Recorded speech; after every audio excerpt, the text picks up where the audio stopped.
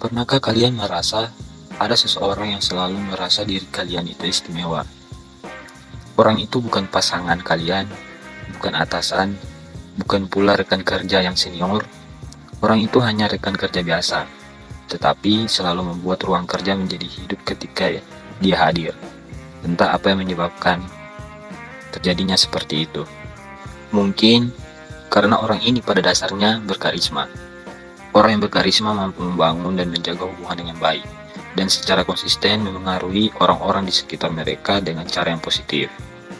Yang paling penting, mereka selalu membuat orang lain merasa penting dan merasa lebih baik.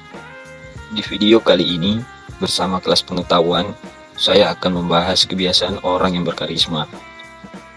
Ini saya ambil berdasarkan pengalaman saya pribadi, yang saya entah merasa berkarisma atau tidak. Mungkin teman-teman dapat menilainya sendiri. Teman-teman pun dapat menilainya dari perspektif yang berbeda. Sebelum kita lanjut, jangan lupa subscribe, komen, dan like-nya teman-teman, agar saya semakin semangat untuk membuat channel ini. Ya, jadi di video sebelumnya saya juga sering menjelaskan bahwa lebih banyak mendengarkan itu lebih baik. Orang-orang yang lebih banyak mendengarkan untuk menunjukkan bahwa mereka itu peduli. Mereka tahu jika memberi nasihat, maka pembicaraan akan lebih berkisar pada diri mereka. Jadi ingatkan, kalau kita mulai memberi nasihat, kita mengatakan, kalau aku sih harus begini. Dan jangan kalian mengatakan, bagaimana kalau kamu? Karena orang yang karismatik selalu menjaga kontak mata, tersenyum, mengangguk, dan melontarkan pertanyaan untuk menghargai lawan bicaranya. Orang yang karismatik tidak memberikan nasihat kecuali ditanya. Ya, jadi yang berikutnya, pada saat itu gue studi akhir. Jadi ceritanya gue itu mau minta tanda tangan buat pengajuan maju skripsi. Ceritanya gue masuk ke dalam ruangan. Salah satu dosen gue, bimbingan gue.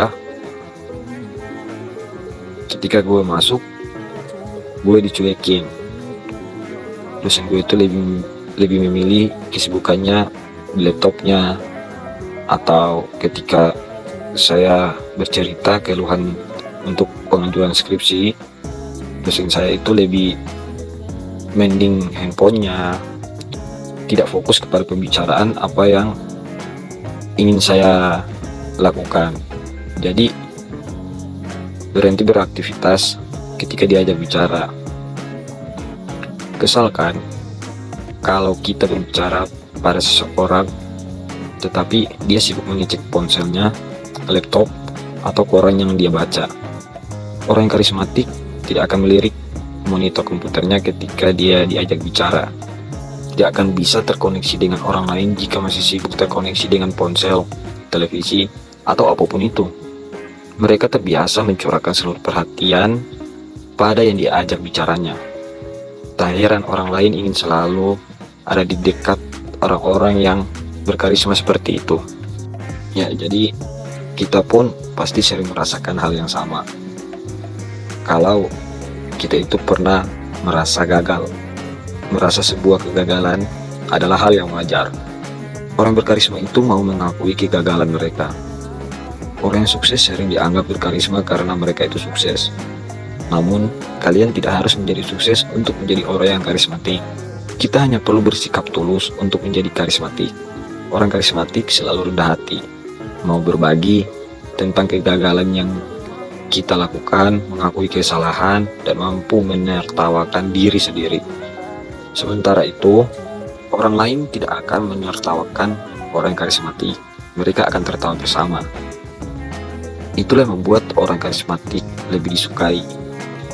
Ya, jadi apapun itu teman-teman, kalian jangan sampai tidak bisa menghargai sesuatu yang disampaikan orang lain. Karena ada kemungkinan akan terjadi seperti itu juga kepada diri kita sendiri. Dan saya pun banyak kali merasakan hal seperti itu. Tetapi saya juga sering mengintrospeksi diri saya sendiri, melihat kesalahan-kesalahan yang pernah juga saya lakukan. Begitupun juga untuk teman-teman, saran dari saya, coba ikuti tips-tips yang saya jelaskan. Mungkin salah satu poin itu ada yang bisa merubah diri kita sendiri. Kalau ada pertanyaan lain, coba tulis di kolom komentar. Nanti saya akan membahasnya di video berikutnya. Sekian, terima kasih.